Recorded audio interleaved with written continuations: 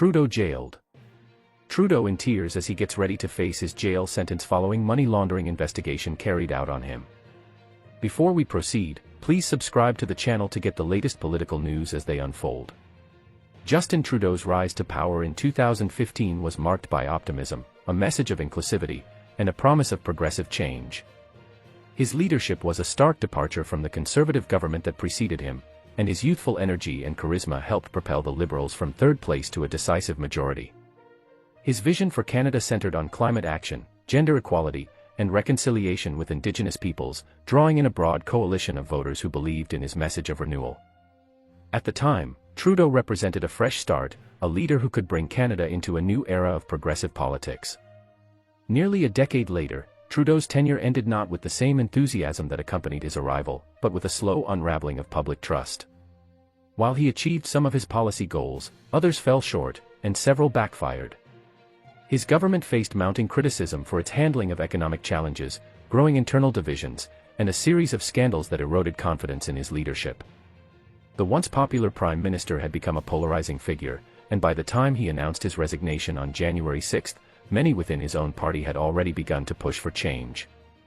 One of the key factors that contributed to Trudeau's decline was his government's handling of economic issues. While he came into office with a progressive economic agenda promising support for the middle class and increased government investment, his policies failed to address fundamental economic anxieties. Housing affordability became one of the most pressing issues in the country, particularly in major urban centers where skyrocketing prices made homeownership unattainable for many Canadians. Government measures, such as the first-time home buyer incentive, were introduced to ease the burden, but they failed to address the underlying structural problems that fueled the crisis. Inflation, which peaked at 6.8% in 2022, further exacerbated economic concerns. While it gradually declined in subsequent years, economic uncertainty lingered. GDP growth stagnated, averaging only 1.3%, making it one of the weakest performances in recent Canadian history.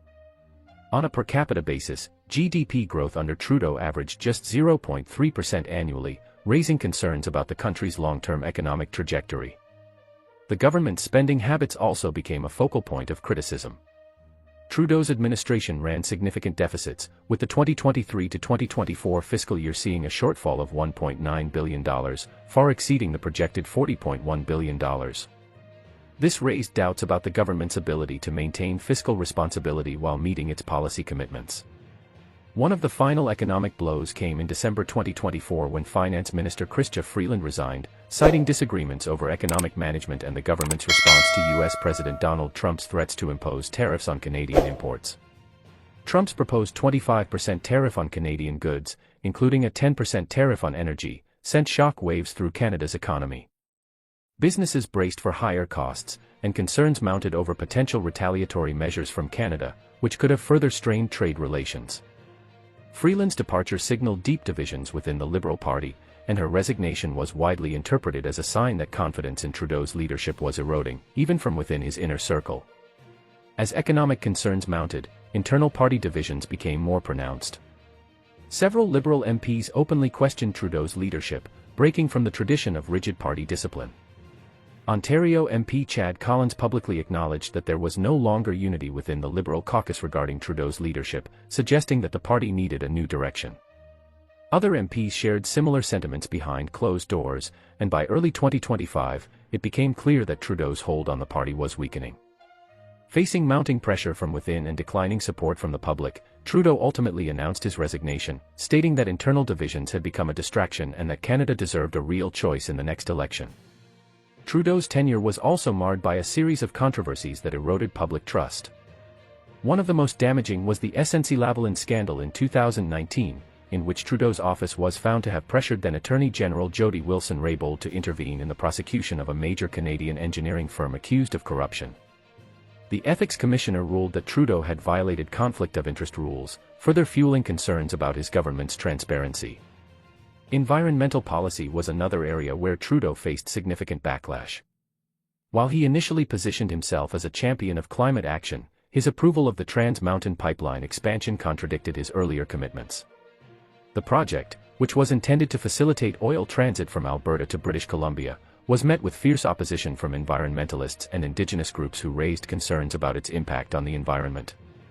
The decision to approve the pipeline led to accusations of hypocrisy, as it directly conflicted with Trudeau's promise to prioritize sustainability. The COVID-19 pandemic presented yet another challenge for Trudeau's government. While his initial response was praised for providing financial support to struggling Canadians, his popularity declined as the pandemic dragged on. The Freedom Convoy protest in early 2022, sparked by vaccine mandates for cross-border truckers, quickly evolved into a broader movement against government restrictions. The protest led to blockades in downtown Ottawa and key trade routes, including the Ambassador Bridge. Trudeau's decision to invoke the Emergencies Act to disband the protest was highly controversial. While some saw it as a necessary step to restore order, others viewed it as an overreach of government power, further polarizing public opinion. With Trudeau's resignation, Canada enters a new political chapter. The Liberal Party now faces the challenge of selecting a new leader who can restore public confidence and present a compelling vision for the country.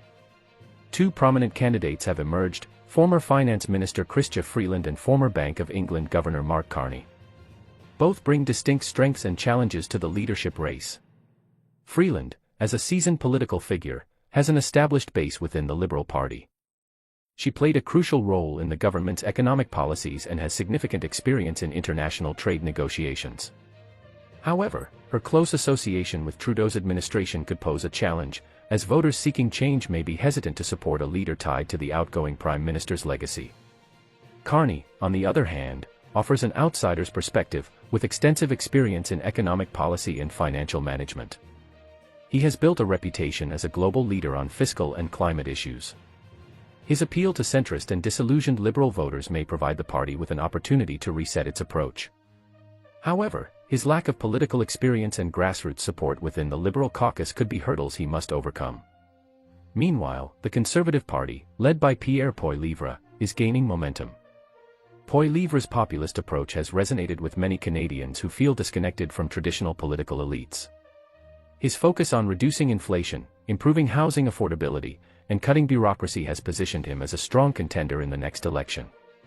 While his rise in popularity signals dissatisfaction with the status quo, it remains to be seen whether his approach will translate into electoral success or whether voters will seek a more moderate alternative.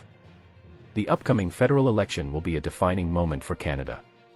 The Liberal Party must decide whether to embrace continuity or pursue a new direction. The Conservatives will seek to capitalize on public frustration, while other parties, including the NDP and Bloc Québécois, will attempt to carve out influence in a shifting political landscape. The next few months will shape the trajectory of Canadian politics for years to come. Will the Liberals be able to rebuild trust and present a compelling vision for the future? Will economic challenges and international trade tensions continue to dominate the political conversation? And will Canadians embrace new leadership, or will they reject the Liberal brand altogether?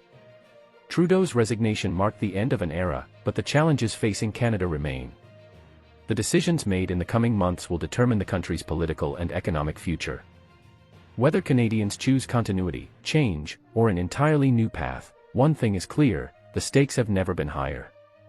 As the Liberal Party looks ahead, the road to the next election is filled with uncertainty. The leadership race will not only determine who takes over from Trudeau but also define the party's strategy for regaining voter trust. The selection of a new leader must address the deep-seated frustrations that led to Trudeau's decline while also offering a fresh vision that resonates with Canadians. Thank you for watching until the end. Please share your thoughts in the comments section and don't forget to subscribe to the channel for more updates.